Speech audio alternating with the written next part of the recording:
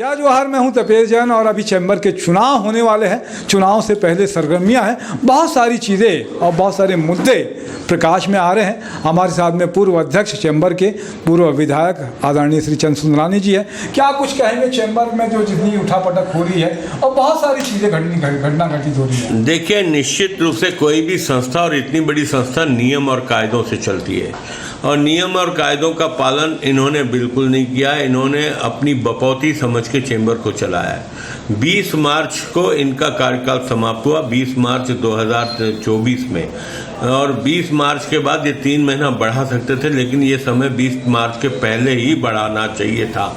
लेकिन इन्होंने अनुमोदन करने के लिए जो संविधान में संशोधन, जो आम सभा में इन्होंने संविधान संशोधन का प्रस्ताव लाया, उसमें क्या संशोधन करने जा रहे हैं किसी एक पदाधिकारी को भी पता नहीं है। प्रदेश अध्यक्ष और उसके 2-3 सहयोगियों के अलावा किसी को उन्होंने एजेंडे की कॉपी नहीं दी। संविधान में संशोधन करने के पहले अधिकार है आम सभा को, लेकिन हम क्या संविधान में संशोधन करने जा रहे हैं? लोकसभा हो, विधानसभा हो, वहां पे बिंदुवार बताया जाता कि इस धारा की इस धारा में संशोधन हम करने जा रहे हैं। लेकिन चैम्बर के संविधान के संशोधन, बहुत सारे संशोधन, बड़े पैमाने पे संशोधन इन्होंने किया, लेकिन किसी भी 25,000 सदस्यों को वो सर्कुलर के माध्यम से जाना चाहिए था, नहीं गया।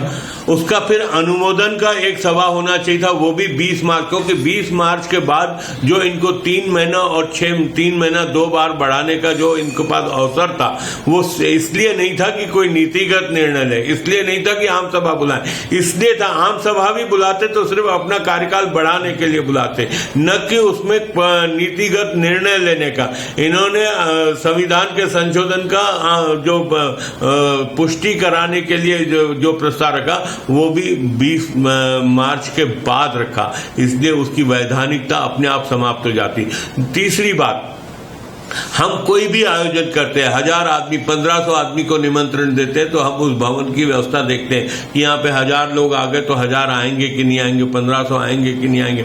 मैं ये नहीं कहता कि 25,000 लोगों को इन्होंने बुलाया तो 25,000 की व्यवस्था करना था, लेकिन अगर 25,000 को बुलाया तो कम से कम 1/5 तो आना चाहिए। 1/5 तो संवैधानिक व्यवस्था होती है, और 1/5 भी अगर हम बात करें तो करीब 5,000 सदस्य के बैठने की व्यवस्था वहां होनी चाहिए। इन्होंने आम सभा की पुष्टि करने के लिए जिस हाल में बैठक बुलाई, उस हाल की क्षमता 200-250 से ऊपर नहीं थी, और जिस समय इन्होंने संशोधन किए उस वक्त उनके यहाँ 150 से अधिक उपस्थिति नहीं थी। मैं चुनौती देता हूं, वो रजिस्टर हमारे चैम्बर में हमेशा जो सदस्य उपस्थित होते हैं उनकी रजिस्टर में साइन कराई जाती है, वो रजिस्टर सार्वजनिक करें और वे लेटर सार्वजनिक करें, और मैं चुनौती देता हूं वो साबित करें कि आपने 25,000 लोगों को सर्कुलर भेजा, और ऐसे 2,000 लोग मेरे सामने खड़ा करें जिनके पास सर्कुलर की कॉपी मिली हो।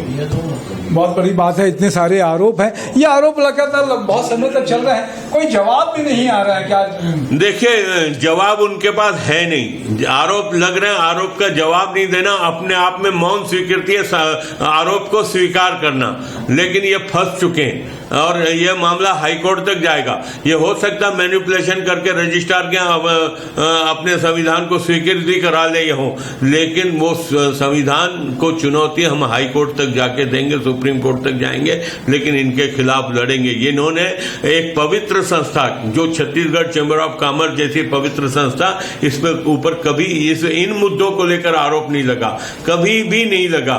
लेकिन आज अगर इनके ऊपर आरोप लगा रहे, मैं तो देख रहा हूं, अगर हम चले मेरे साथ अध्यक्ष, मैं प्रमाणित कर सकता हूं कि रायगढ़ में किसी को सूचना नहीं मिली, अंबिकापुर में सूचना नहीं मिली, रायपुर में बहुत सारे लोगों को सूचना, बहुत क्या 90% लोगों को सूचना नहीं मिली। हम एक एक दुकान जाके पुष्टि कर सकते हैं, लेकिन इतना बड़ा फ्रॉड है ये।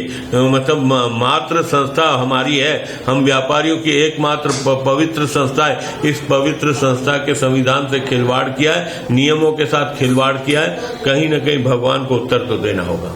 निश्चित रूप से समय आने पर क्या उत्तर मिलता है ये देखना होगा। मैं तपेश जैन नरेंद्र ठाकुर के साथ में, जय जोहार।